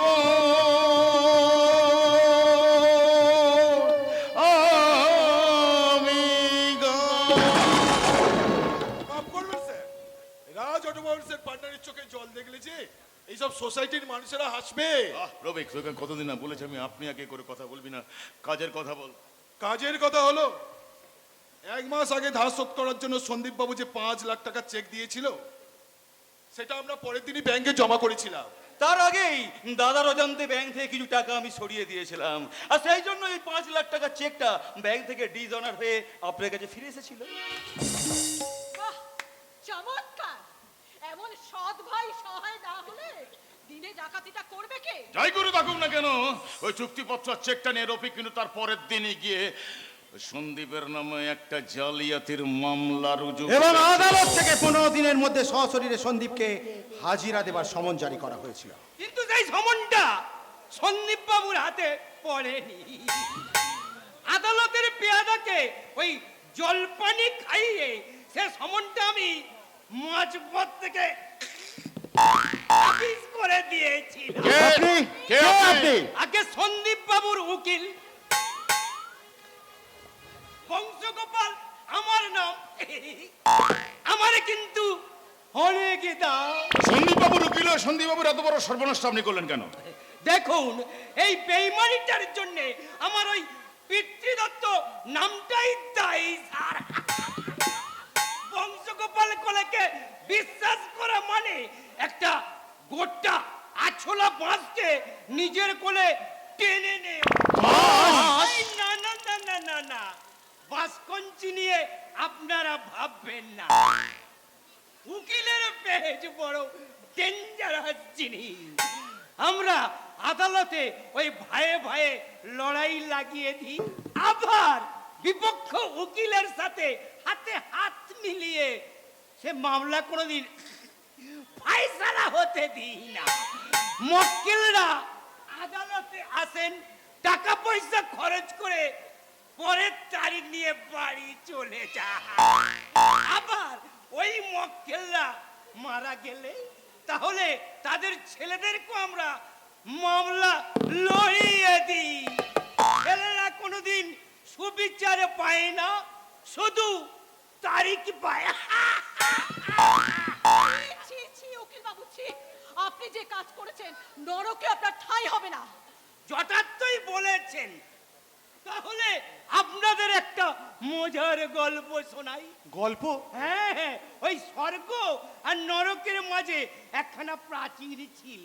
তো সেই প্রাচীরটার খানিকটা জায়গা একটু ভেঙে গিয়েছিল, আর সেই ভাঙা জায়গা দিয়ে নরকের পাপী তাপীরা স্বর্গে শুধু ঢোকে আবার বেরিয়ে আসে, শুধু ঢোকে আবার বেরিয়ে আসে। তো এই দেখে দেবরাজ ইন্দ্র একদিন যমরাজকে ডেকে বললেন, ওয়ে যম ভায়া, তোমার প্রাচীরটা সারিয়ে নাও।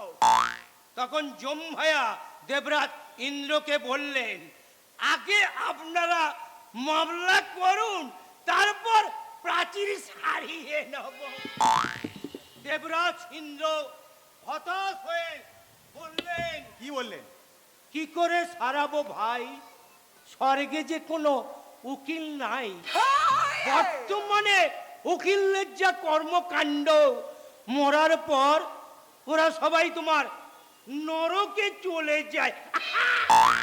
হাসির সময় নয় উকিল বাবু, আপনি যদি সন্দীপকে সত্যি সত্যি জেলে পাঠাতে পারেন তাহলে কাগজের নোটের বান্ডিলে আপনার পকেট থেকে আমি ভরিয়ে দেব। আমি বংশগোপাল কোলে, আমার মক্কেল সন্দীপ বাবু অবশ্যই যাবে জেলে। আপনারা বাড়ি যান, আগামীকাল আদালতে আপনাদের সঙ্গে আমার দেখা হবে। শুধু দেখাই নয়, কাল সন্দীপের সর্বনাশ দিয়ে শুরু হবে আমাদের পৌষ মাসের উৎসব। কিছু ভাববেন না স্যার, দাপর যুগে মহামন্ত্রী সঞ্জয় চৌধুরী ধৃতরাষ্ট্র মহাভারতে যুদ্ধ প্রত্যক্ষ করেছিলেন। আর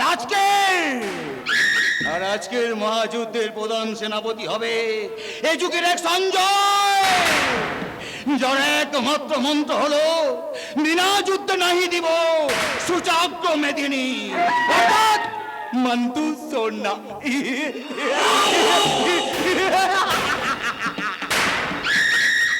না না না না, কোনো চিন্তা নেই অমর বাবু।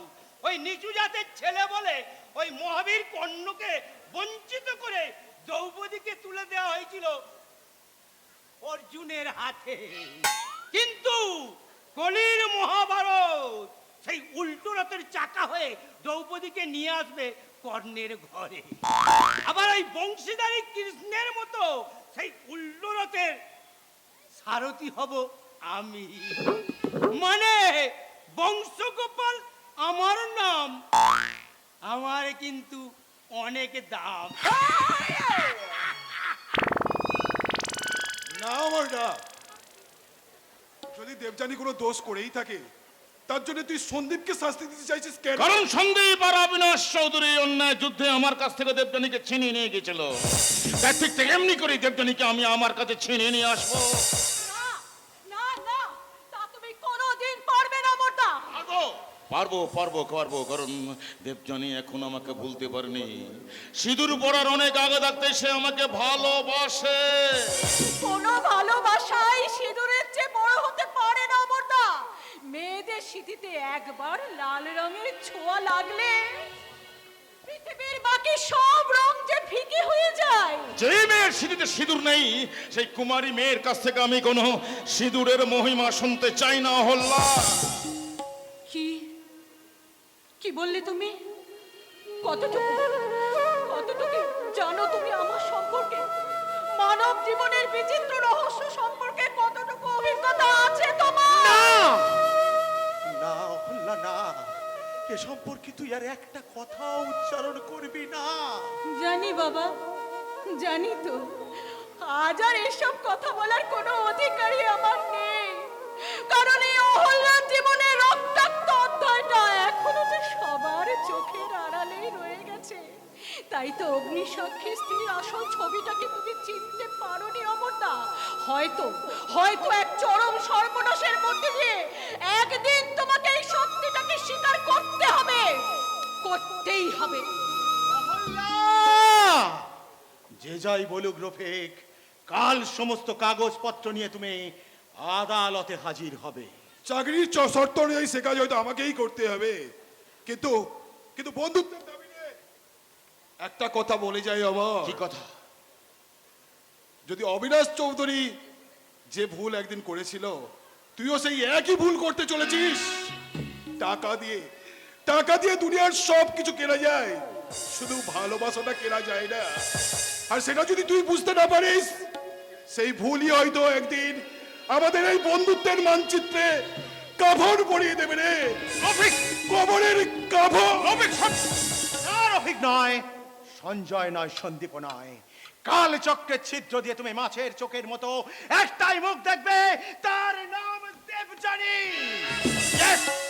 একবিংশ শতাব্দীর ছলনা, বঞ্চনা, ক্ষমতার কারাগার থেকে সেই বন্দিনী রাজকন্যাকে উদ্ধার করে আনতেই হবে, আনতেই হবে, আনতেই।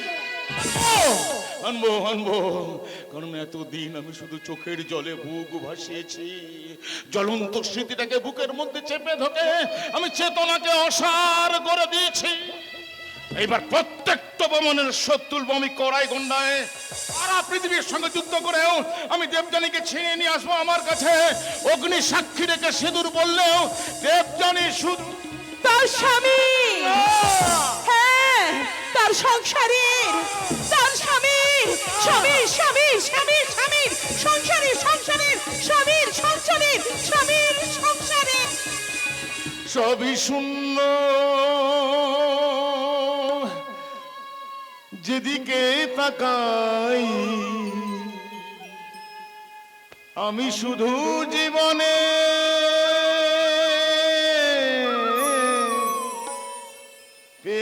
হারাই। সবই শূন্য, যেদিকে তাকাই আমি শুধু জীবন